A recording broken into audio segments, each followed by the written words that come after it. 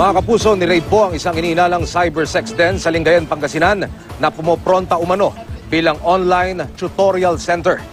Sinugod ng CIDG at ng iba pang ahensya ang Kamehachi Corporation matapos makatanggap ng tip mula sa 3 dating empleyado nito. Kinakaibigan umano ng mga tutor ang mga estudyanteng Hapon at yayayain pumunta sa bansa para makipagrelasyon.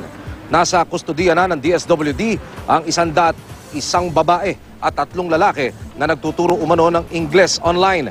Nakumpiska rin ang halos 100 computer, pati ilang sex toy. Arestado naman ang 3 Japanese national at 4 na Pilipinong sangkot umano sa operasyon. Itinanggi ng abogado ng center na sangkot sila sa iligal na gawain.